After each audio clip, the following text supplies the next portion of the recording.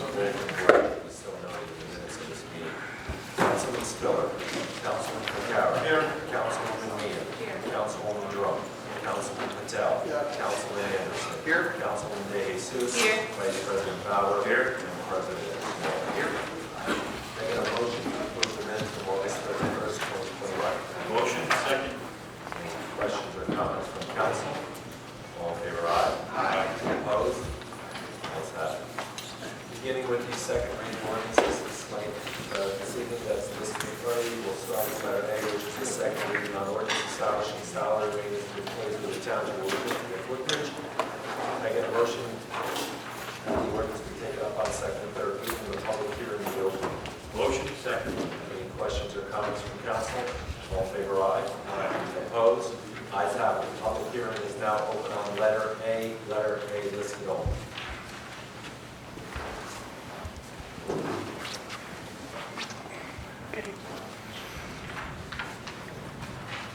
Good evening, Tom Maris, Fort, New Jersey.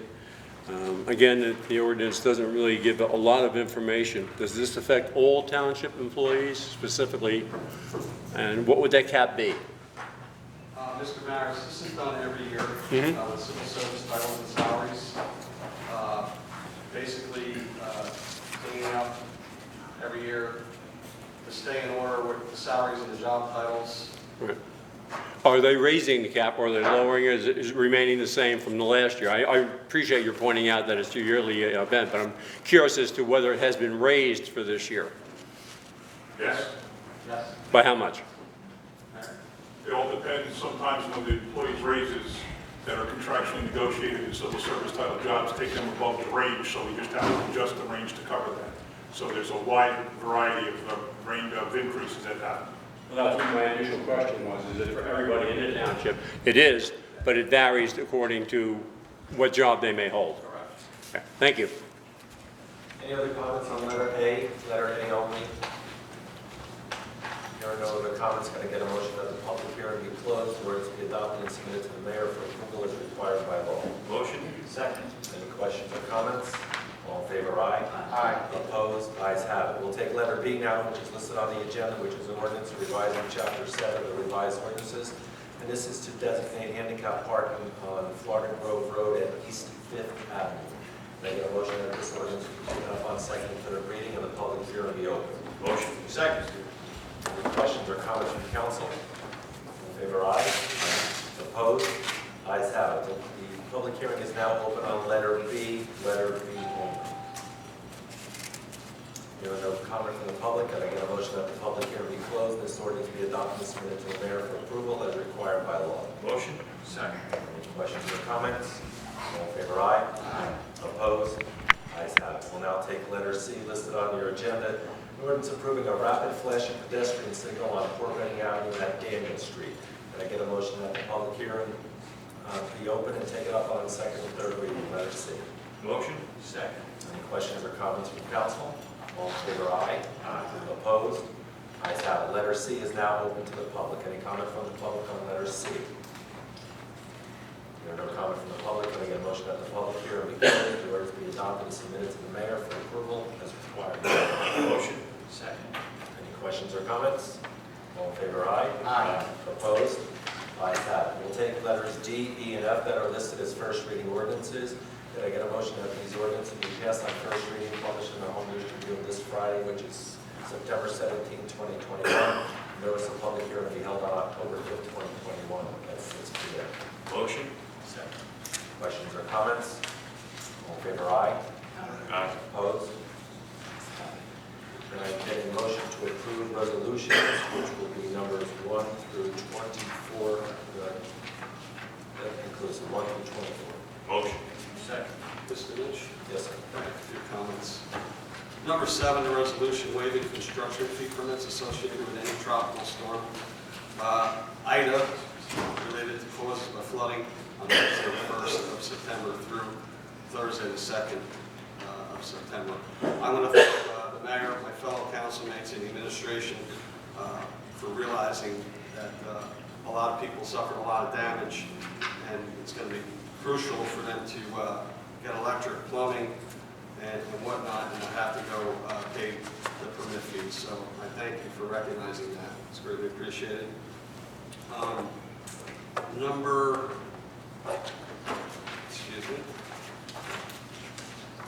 20, I'm going to abstain. And number 22, a resolution authorizing the donation of police vehicles, no needed for public service in Woodbridge Township to North Brunswick. North Brunswick Police Department lost 38 vehicles in the flood from Ida. We're donating 3. I appreciate, again, the administration, Director Hutler, for making this donation. These cars would have been going to auction, no longer used in our fleet. That's all I have. Thank you. Any other comments? Mr. Mitch? Thank you, Council President. I just wanted to thank the council from last council meeting. I missed the opportunity to thank the council for a resolution approving the appointment of Ms. Kiana Davis to the library board. She's a local author and teacher, and I thought that she was an excellent choice, a very logical choice for the library board. And also there was a donation made to the Woodbridge Broncos after they had the spring season after canceling their fall season due to COVID, and they needed the money for refurbishing their equipment for this fall. So thank you very much to the council for that. Any other comments on the resolution? Council President, I'm going to abstain from Resolution 6, please. Mr. Mitch, I'm sorry, I have to abstain from number 20, please. I got you. You don't want to say no. Any other comments? All in favor, aye? Aye. Opposed? Ayes have it, Mr. President. Thank you. We'll now go to our public comment session. Please state your name, your residence, address, and you have a 5-minute period to speak. Sir? Hi guys, my name's Scott Skocipic. I live at 49 Freddie Avenue in Ideal. It's the mobile home park. I'm a 49-year-old single father. I work 70 hours a week. I'm a short order cook. My daughter is 16. I've been there 10 years. We got killed, honestly, killed. And, you know, I don't want to sit here and, you know, people had it worse than me, people in Manville and Somerville and whatever, but I still don't have hot water. The trailer park was recently sold to Lakeshore Management, and it's actually horrible. And Mr. McCormick over there, honestly, sir, I think you're awesome, but it's literally horrible. At least Maria, who used to own the trailer park, looked at us as even if she didn't like you, she looked at you as people. Whether she had a problem with you or whatever, you were people. This new company looks at you as this. How do I tell my 16-year-old she can't take a shower? You know, I had an electrician. I spent $110 again today, actually. And I have the pictures. I had an electrician that said, it's not my problem with the hot water heater. It's between the trailer and the home. And you ask Lakeshore, and they say, well, I actually got into an argument, which Andy right here, over here with the white hair, will attest to you on last Friday. The owners of the trailer parks walking around, he looks at us and he goes, what are you guys looking at? And I said, I went like this. And he goes, well, it's not my problem. And I said, dude, how is this not your problem? I don't make a lot of money. I take care of my daughter. That's my pride. That's what I do. She can't take a shower. I don't have hot water. I'm doing like the whole prison shower in the bathroom, going like this. Like, that's not right. I've been there a long time. You know, it's not right. We're actually getting treated like second-class citizens, maybe because we live in a trailer park, but it's not right. We might not pay taxes, but we still pay lot fees. We still pay rent fees. We're the same as if somebody lives in Barron's Gate or somebody lives here or somebody lives there. I take pride in being not an absentee father. My daughter's the world to me, and I will shovel crap if it means taking care of her. Because I live in a trailer, I don't think I have to be put aside. While these people, the new owners, walk around like, you know, they're getting their Lexuses that's leased to them and whatever, and I'm sitting here busting my butt 70 hours a week to cook pork roll, egg, and cheese every day, and you know, it's just not right. You know, we're sitting over there, and half of us are still, we don't have water. We have nothing. I don't even have a garbage can. My garbage can went away. I lost a $4,000 drum set from my shed that just disappeared in the flood. And nobody's helping us. It's absolutely horrible. Like, my eyes are red and stuff because I've been crying for a week. And I'm this big, brave, you know, tattooed, pierced guy. It sucks, to be honest with you guys. It's horrible. I would love to just redo life and have everything everybody else has. But unfortunately, I got divorced. But I take pride in my daughter. She's 16. She's a straight A student. She's going to college next year. I'm happy. But I can't do this every day. I've been crying nonstop. And we get no help. You know, it was like getting the electrician to come over today and say, you know what, Scott? You know, I mean, I got electric, which is great. You know, I can watch cable, whatever. But it doesn't, I have no hot water because Ideal won't do anything about it at all. They tell me it's not my problem. How is it not my problem? If I'm paying you $700 a month, whether it's a trailer or a car or a condo or something across here from Quick Check, it doesn't matter. I'm still paying you my hard-earned money. Like, there's a woman up front here, Michelle, right here, with the blonde hair. She hasn't been in her house since it happened because nobody's coming over to tell her anything. So she's paying all this money for nothing. And when you call Ideal, they say, well, if you don't pay our rent, we're going to evict you. Who does that to somebody? My parents been there 20-something years. My parents passed away. My father got sent to a nursing home. I took the trailer over, but I take pride in it. I spent $5,000 in April to get my trailer redone. The outside, the skirting, it's all gone. Now, I can't even take a shower. It makes no sense to me. That's all I wanted to say. I hope somebody can actually maybe go over there and talk to Lakeshore Management and do something because honestly, you know, I may look like a tough guy and, you know, this, that, whatever. Sorry. But I'm done. I'm sorry. That's all right, don't be sorry. All right. Don't be Thank you, sorry. guys. I appreciate everybody listening. Mayor? Sir, you're absolutely right in that you should be treated the same as anybody else, regardless of where you live. You're still a tax-paying resident of Woodbridge Township. We have been down there a lot, talking with people about FEMA, which we have some control over. There's not much control we have over the behavior of the owner of the land, but you brought up a couple of points that might mean that our health department can potentially take some action if you don't have some of the basic amenities that you need. So I'll catch you on the way out, get your number. I know I haven't talked to North Shore. I've been down there several times. I've not run into them. So I personally haven't talked to them, but I know some of our people have. So let me get your number and I'll report back to you. Thank you, sir. Good evening. My name is Andrew Ariema. I live right down the road from Mr. Skosipic. The main problem we have is the Woodbridge River has to be redredged. It hasn't been done since Hurricane Sandy. With all the building you're doing around here, all of this silt and everything is going into that little river. I have a next door neighbor that has 3 inches of water on her property that hasn't gone down in 8 months. She can't even cut her grass because the water table is rising. We have a pond in front of our house from when they did the gas lines 3 years ago that the water's coming right up through the street. Now, until the city, which we have called numerous times, and they said, we're going to redredge, and then we were told, well, it's not in the budget, we can't afford it. Now, I don't know what city can't afford to help their own patrons that are paying all of this money. But I had 4 people from the city down there, and the one man looked at me when I talked about flooding like I had 5 eyes. I grew up in Bound Brook and Manville. I know what flooding is. I've been taken out of a 2nd-story building in a canoe. And for this man to stand there and tell me I don't know what flooding is, I thought was the biggest insult in my life. Especially when another gentleman looked at him and said, no, he's absolutely right, because he grew up in Middlesex.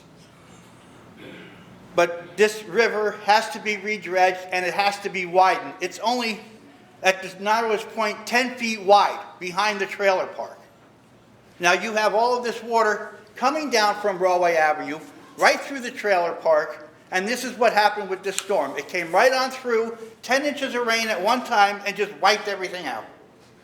Until they dredge that river and widen that river, I know it's going to cost money, but it's got to be done.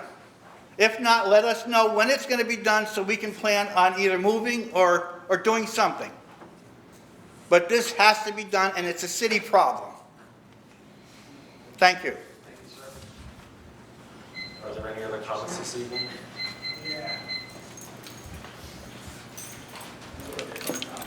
Ed McGuinn, Woodbridge Township.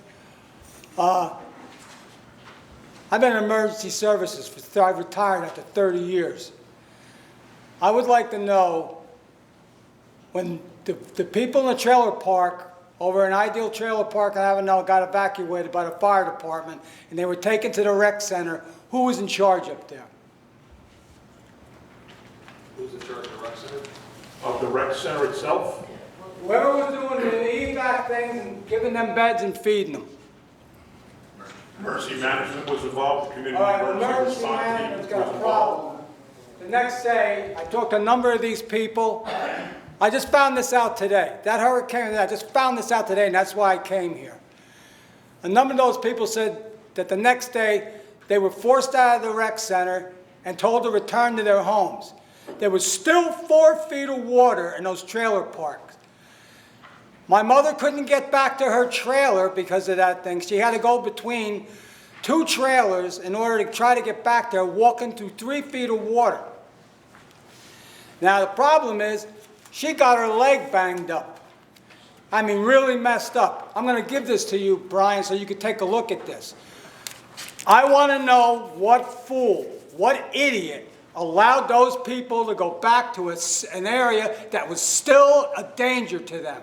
And it wasn't from the tide, it was from the storm sewers that were filling up down there, because I checked the tides, I know what the tides were. She ended up with gashes on her leg because she was walking through that filthy, debris-filled water. Luckily, she didn't get any kind of infections or anything. But I kind of let it go because that was anything. But I found out today from a couple of the residents over there that they were forced to leave the rec center and go back to an area which was still flooded. And I want to know, I want you folks to look into this. What fool didn't have enough of sense to call on the radio from the rec center to somebody that was down there and say, hey, what's the situation look like? That's what I would have did. You put those people in a bad situation. You can't find open manholes. I've seen manholes get popped right out of the ground from that storm water. Somebody can go right down a manhole walking in 3 feet of water. I just want somebody to check into me, maybe make aware. That was not a smart thing to do, to allow those people to go back into a dangerous situation like that. Mr. McGuinn, this is the first that I personally am hearing this, and we will look into it. You have my word, we will look into it. I just found about the rest of it today because that was probably about 2 weeks ago, and all I was concerned about that thing, but when I talked to these other people and they told me this situation, because I questioned this, I said, why would they let you go back and walk into water? I thought they were just exaggerating, but they all said they were walking through at least 3 feet of water. That's all I got to say, Brian. I just wanted you to take a look at this. Any other comments this evening? Hi, Nancy Carney, Hawthorne Avenue in Colonia. I have a question about the Pumpkin Patch Brook project. Colonia also experienced flooding, horrendous flooding, not as bad as obviously these areas, and for a number of reasons, one of which is the brook and the lack of maintenance over the years. And as a homeowner, we had received a letter about a project that said debris and garbage would be removed, but there was going to be no infill of the banks or stabilization. And I had written a letter to a number of people here, including DEP, expressing my concerns about that because of the degree of erosion in the banks, a lot of overhanging debris, grass, shrubbery. Every time it rains, more dirt gets picked up. And they said the scope of the project was a township project. So my question is, will you at some point come back and stabilize the banks in a future project? If not, why not? And why wasn't it included now? I think the best thing to do is have our engineer talk to you directly. He knows the issue much better than we do. But Okay. right now, we already had, before the storm was even on the radar, we had a project to clean the entire pumpkin patch behind Amherst, deep in Jordan, up that way. Right. That is ongoing. And I think the results of that will then determine what the next step is. We can't go to phase 2 until we finish phase 1. Right. And get a better handle on what might be needed to do phase 2. Well, when So you if you, before you leave, give us your name and number, I'll make sure Mike Dillon reaches out to you because he can explain things much better than I can. Sure, because as I said, I live on Hawthorne, just north of that bridge. There's been previous work where trees have been taken down going towards Inman, but nothing really behind Hawthorne. There's some old concrete along some of the sides that's broken and cracked. Much of the property along the way is all eroded. You can see dead tree limbs, trees overhanging. All of that would be future debris. You know, if you're going to spend the money to clean the debris and the sediment now, next time it floods, it's all going to be back down there again. So I'd be happy to speak with them. Okay. Thank you. Thank you. Any other comments? Hi, Deb McGuinn, Woodbridge Township. I'm a lifelong resident here. I've never seen it that bad. I mean, Superstorm Sandy was one thing, but this was darn close. I hadn't realized how bad it was till I was getting calls from just people talking to people. And what happened was, what my husband was trying to say, I'll be a little more diplomatic because that's how I roll, but when I saw the leg of my mother-in-law from knee down to her toes swollen, they told her to put Neosporin. I said, you got to do more than that. She had to keep it up, ice it, whatever.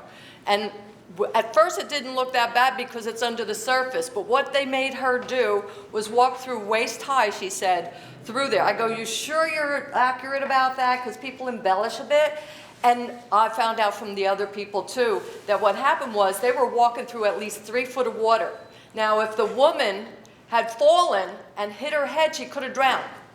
Let alone what looked, my husband will show you the picture, we were able to print it out. That doesn't even do it justice. And what happened, I mean, she's lucky she didn't get a blood clot, an infection. The doctor's monitoring it and everything. She was on blood thinners, so that kind of helped, not to give out any personal information, but just so you know where we're standing.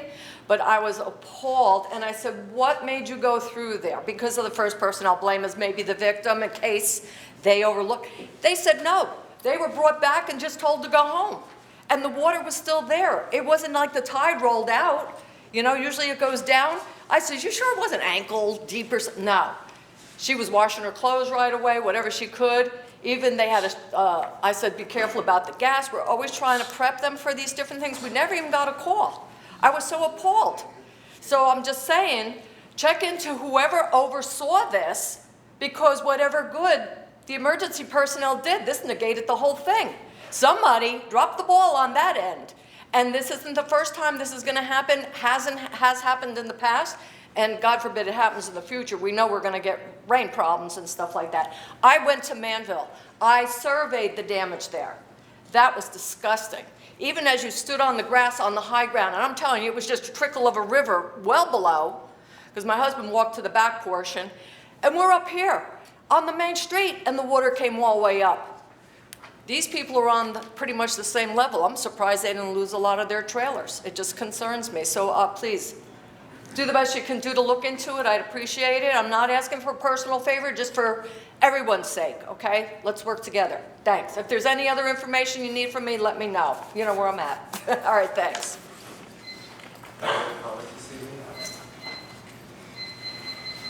Sir, if you want to speak, just go in the back and go next. I'll sit where you're on the table. Okay? Yes. I'm Michelle Panella, 3 Christina Drive, in the Ideal Mobile Home, the park. And I just wanted to add that, for me personally, I've been there 7 years, and even though I have a pretty good spot, from what I understand, I still got so much water every rain. So it's not just Ida, which was, you know, catastrophic for a lot of people. A regular rainstorm will completely go up and go over my curb and et cetera. And I'll walk through higher than ankle water to get from my car to the sidewalk. And that's not unusual for me. And that's, like I said, beyond Ida. Plus, yes, I had to walk through the back, and I don't know the park well enough to describe it, but when you drive in the far right corner, the far back corner, I walked through there with boots knee-high, and I got mud right up to my kneecaps because I was trying to retrieve my garbage and recycling cans. And it was miserable, just horrible. So I don't know all the circumstances, but I do know that we need some help with the water condition, the ground, that kind of thing. And if I just may add on a side note, we could also use, in this town or in Avenel, sidewalks, when you go down Railway Avenue, make a right, where those new developments are going towards Blair Road, they need sidewalks for these kids because they're all walking in the street and it gets really dangerous, especially in the wintertime when it's 5 o'clock at night and it's dark. So that's just something to put on the table later on. Thanks very much. Well, thank you. Thank you. Sorry. I feel like Forrest Gump. Stay right there. You stay there. You stay there. No, I'm okay. I really don't even need the microphone. All right, I'm going to talk on behalf of Avenel Trailer Park. Sir, just your name? My name is Steve Alec. I've been living in Avenel Trailer Park for over 20 years, 22 years. I watch it flood in the back constantly. And you know what? They do nothing to lower the rent any person that lives back there. They still raise, this year we got a 5% raise in the rent. For what? They don't give them a boat. There's no way they can get out of there. The water's this deep. I went back with waders on and the water was this deep back there. People couldn't get their kids out. That's how bad it was. And you know what? They do nothing for senior citizens. Every senior that lives there, there is no break at all. You know what? I'm a disabled veteran. I'm on a fixed income. My rent is higher than what I get annually from the VA. I get 1.2% from the VA. They raise me 5% every year. And they're doing it to every other senior that lives there. You know what? This is to the point, you know what? When Ideal had it, it was great. Marie would work with you. Marie would say, okay, fine. You don't have the money? We'll work with you. We'll do something. Right now, all of us that live there, does anybody really care? Do they do anything for any of us at all? Less. No. Less. Nothing, right? Less. Tell the truth. Less. Less. They do less. And you know what? Something has to be done. I'm figuring somewhere along the line, they're going to sell and make it condos. That's what they're going to do. And we're all going to get screwed in the long run here. But you know what? My daughter lives down in the back. The water was this deep over her floor. Over her floor. She's got flood insurance, but that was the third time it happened. Flood insurance don't want to pay. The third time. Raise the trailer. Who's going to pay to raise it? You going to pay? You going to pay? Am I going to pay? No. They want it raised. Somebody's got to pay to raise it. Not the people that live there. Either that or dredge the goddamn creek in the back. It's so bad the way that water comes up. I mean, I could have went fishing in my daughter's parking lot in the back. The fish were swimming right at my feet. I was like, what is this? You know, something has to be done somewhere along the line. Anybody here going to do anything about it? We're going to do something about it, sir. What? I don't have an answer for you. It's going to go through the engineers and through the administration. But You know what it's like? Down here when I was a kid, this used to flood over here on Main Street. I mean, and they dredged this all out. They did everything nice so the water all flowed. But they're doing nothing back there at all. The swamp weeds are this high. The water flow is this high. There's nowhere for the water to go. Then when the tide comes in, it floods. So something has to definitely be done. And you know what? I get a rent increase every year. I'm disabled. I don't match that rent increase. And now everybody that lives here knows the difference in that rent increase because we never had that before. When Maria was there and the rest of Ideal community was there, they all would say, you know what? How much money you got coming in? How much money you going out? They would work with you. Here, you know what? Bingo, 5% across the board, and you don't like it, you know what they tell you? Take your trailer and move out. That's what it comes down to. And if that's the way it's going to be, you know what? We're going to fight them back. It's going to be a nightmare because we will fight them back. Thank you. I'm sorry to bother you guys. no problem. That's not right. That's right. Sir, all I can say is that I don't know the new ownership regarding the trailer park, but I was familiar with this law family, and I know they had an impeccable reputation to work with. Is there a representative here from the trailer park? No. Lake They only work for Lake the Shore neighborhood. Manager. That new company, Lake Shore. Mr. Patel? John Rotary, Woodbridge. I'm surprised there's no more people over here, because for some reason, every time we have a so-called flood or big, it never happens. But again, people do have certain properties, like in state sections, estates or something, they do have what you call a overflow. They're allowed to clean the property, but they cannot enter the stream. They have to get a permit from EPA to take the debris from the property. It takes time and money, whatever you want to call it. It should never happen. I think administration from the county, state, anybody else, you people should go behind them and say, listen, this is what we have to do, and we have to do it before it happens. You know when the hurricane season is coming. We know the hurricane season, but we know exactly 90% what's going to happen. We talk about it in Colonia. It's just to get flooded all the time. Poor man was coming here begging because certain stuff washed above from the stream and from the sewer. He's afraid his kids to see what's happening if it's not things you want to see. I've been here many years, and I know what these people are going through, and they complain before over and over and over. And again, certain responsibilities, the landlords, of course, certain responsibilities of people that own the trailers, and of course, it's a township to make it livable.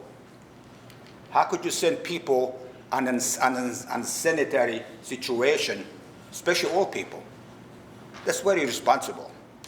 I mean, to get anything else, you got to come in this place over here, or in school, they want you to do this, and that. You got to by the health reason, the health code. It's so really, really unnecessary, but seems to be got money for everything else. But don't wait in the summertime and get some politician to go clog up the Woodbridge River, take the debris out. Open up and see one, and put everything, but it has to be open up so the water can run out. Of course, the more you build, the more water is going to come. It's not just a Woodbridge, it's all over, it's all over. I don't want to take much more time, but Mr. Stone, you brought something good issue over here on the 7 resolution waiving the construction permits. I think you should not say construction permits. Do you mean, I know a lot of people lost the water heaters, the furnaces, anything else besides the construction, I know, but if you've got electrical, air conditioning. That's all included. All included. I think they will worry because it's all over the town. I mean, if you look at it, people that in my neighborhood will never get flooded, but the furniture are because the basements got flooded for some reason. So somehow the sewers are not clean or drains are not clean, whatever it is. But this is a very good idea that any kind of a thing that people, I went to Home Depot, I can go on to Benel, I went to one in the Perth Amboy. There was no water pumps, and there was no hot water tanks. There was nothing like that because people bought them out because so much they lost it. But again, come on, let's do it. If you want to build a town, you know, it's embarrassing that people like that for all those years they come here, they live in this town, and they gotta beg. They gotta beg, and yet you beg the rules for everybody else to get things done. You know what has to be done? Do it before it happens. We know what happened years ago back when Exxon had a disaster. We're supposed to clean up that water river. The Woodbridge River. Army Corps and engineers were here. They're supposed to do their job. It worked for a while. All of a sudden, it doesn't work. Why? Something happened because it's clogged up again. So I don't want to take more time, but it's embarrassing for the town. The people like them, they're not kids. They're not complainers. Most of the people I never saw here before. But let's do it. We can do it. You can do it. Get after Army Corps engineer. Get after the EPA. Get anybody else. Let us do our thing instead of asking you. Average person goes there, well, I can clean my own property because if I take the truck into the river stream, how about if it leaks the hydraulic oil? So you can't put a machine to clean up the stream because if it leaks the hydraulic, it's emergency. And if you don't solve the problem, there'll be no solution to it. Thank you. Are there any other comments this evening? I'm sorry I'm out of order, but I'm leaving, because you know what? There's no representative here at all from Ideal Mobile Home, because they really don't give a damn about us. We can go drown in our fluids if we like. You know, it's your choice, do what you want. I'm done.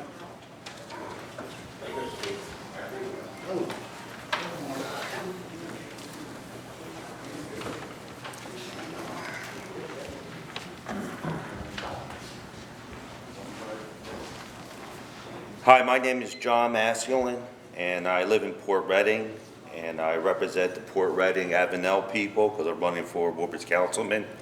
And after the storms, I decided to take a ride around Avenel and Port Reading to see what was going on. And unfortunately, a lot of these people that live in these trailer homes, some of the biggest environmental concerns are E. coli, fecal matter, and petroleum products that are getting onto their properties. And I tried reaching out to the third ward councilman, Corey Spiller, but he never returned any of my calls. And that shows poor leadership as a third ward councilman in Avenel, Port Reading, and that's why I'm running, to replace people who don't care about people in Avenel and in Port Reading. And I'd like to, extend my sorrows to all the people who are going through what they're going through now in these areas. And if I can help in any way, feel free to let me know, because fortunately, we lack leadership in that area, and hopefully I can make a change for you to make it better for everyone. Have a good evening, everybody. Thank you. Are there any other comments this evening from the public? No other comments?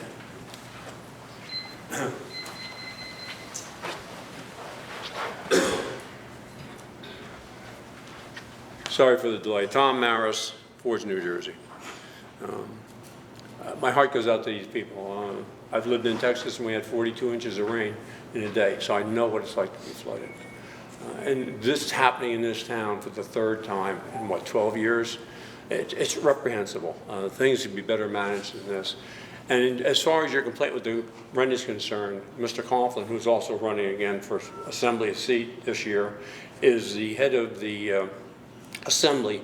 But he's also the lawyer who I believe sits on the Rent Control Commission in Woodbridge. You might want to reach out to him as well as the mayor and see what they can do. I would also suggest the council maybe looks into ordinances that they can pass, they pass many, that might be able to pull these types of landlords in so they don't become slumlords and they really do have to take care of the people.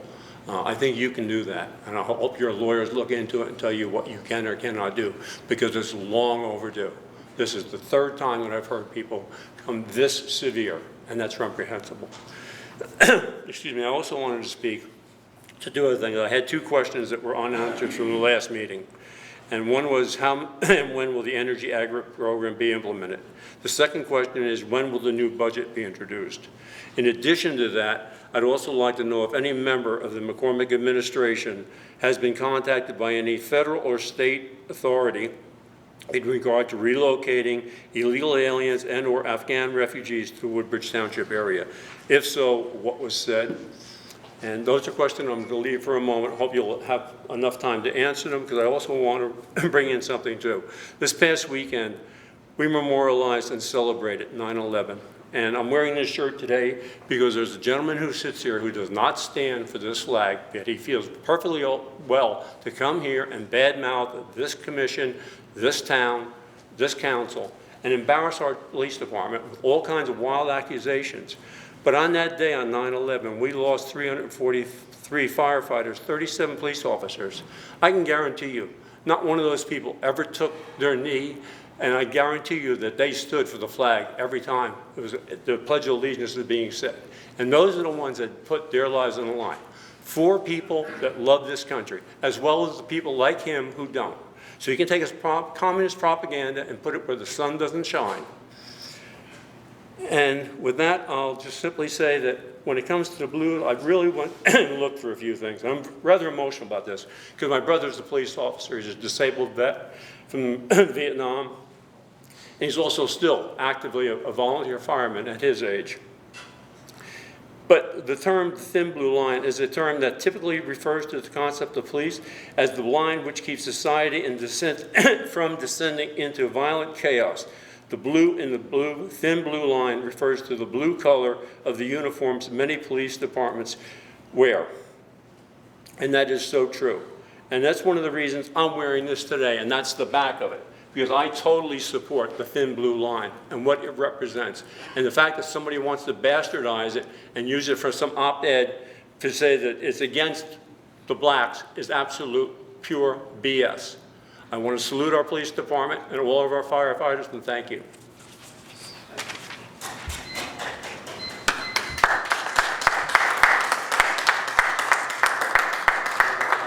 Any other comments from the public this evening?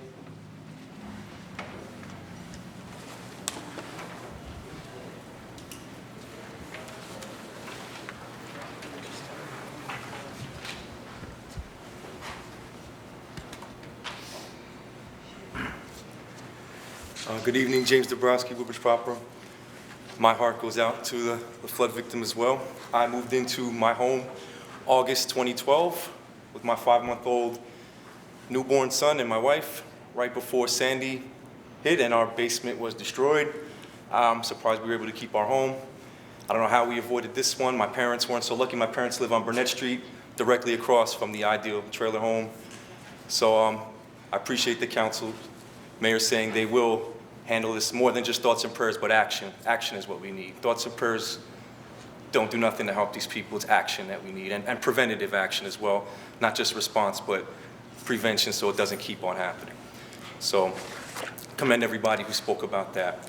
As far as Mr. Maris' comments, I mean, if a guy like Tom Maris is against you, you gotta say, I gotta feel I'm on the right side of an issue if Tom Maris is on the other side. You just got to scroll through his Facebook page, and it's the most disgustingly bigoted things you could imagine. Racist, xenophobic, ableist, Islamophobic. It's absolutely despicable. So when a guy like Tom comes at you, you know you're on the right side of an issue when we're talking about racial justice. So I look at that as a compliment when a guy like that attacks me. How much time do I have? Since October 2007, you know, Woodbridge has officially held the controversial annual Columbus Day observance and flag raising ceremony. Last year was the 14th annual celebration, which was attended by dignitaries such as Assembly Speaker Craig Coughlin, who had to run, I guess, Senator Joe Vitale, Congressman Frank Pallone. But towards the end of the ceremony, because this is on YouTube, a representative from the Knights of Columbus came up to the podium to accept a proclamation presented by Mayor John McCormick on behalf of Woodbridge Township. This representative then remarked, "I just want to say everybody's aware of all the controversy going on about Columbus. 100 years ago, this would have never been an issue." I hope everyone takes a moment to really absorb the tellingness of that statement and just how much it proves the need for change. I mean, could you imagine a progressive pride flag officially being raised in Woodbridge 100 years ago? Or Juneteenth officially being celebrated here 100 years ago? We only just began to recognize these two inclusive events in Woodbridge for the very first time this past June of 2021.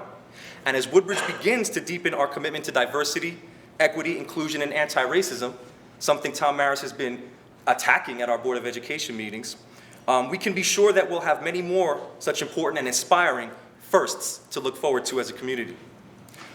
Speaking of which, on the Smithsonian website for the National Museum of the American Indian, there's a page titled Unlearning Columbus Day Myths, Celebrating Indigenous Peoples Day. I don't think I'll have time to read the entire page, but towards the end, it talks about, obviously, myths of Columbus Day and what really he was about. And at the end it says, we encourage students to advocate for Indigenous Peoples Day as a replacement for Columbus Day in their school, city, state, and beyond. And a rapidly growing number of states, municipalities have been doing so. And I'm hoping in the spirit of raising the progressive pride flag, celebrating Juneteenth, this will be our next step for Woodbridge Township to get on the right side of history and do something meaningful like this. So I noticed on the township website that there is not a 15th annual, There is not a 15th annual Columbus Day observance and flag raising ceremony scheduled on the October calendar. Is this correct? And if so, will the township please consider, once again, getting on the right side of history and observing Indigenous Peoples Day for the first time in Woodbridge? We are having Italian Heritage Day on the second Sunday in October at 10 o'clock here. Second Sunday of October is Italian Heritage Day? Yes. And will there be a proclamation presented to the Knights of Columbus? I don't know, we didn't plan the agenda yet. And will there be somebody dressed as Columbus and Queen Isabella as we had in the past? Will you consider an Indigenous Peoples Day? We have Italian American Heritage Day on the second Sunday of September. That's great. I'm 20% Italian. That's great. But will we have an Indigenous Peoples Day? We do not have any plans right now to do that. Will we consider that? Will we look into that? We do not have any plans right now to do that. We don't, but I'm asking you, will you consider looking I know what into? you're asking me, I'm not answering you. We have no plans to do that. Why not? If we decide to do it, you'll know because it'll be on our calendar. That's how it happens. Community advocacy is not how this works. It's just Mayor McCormick decides and that's it. No. Who decides then? Mr. Dabrowski, we have Italian American Heritage Day. We have not scheduled any other day that you described. When we do, you'll find out about it.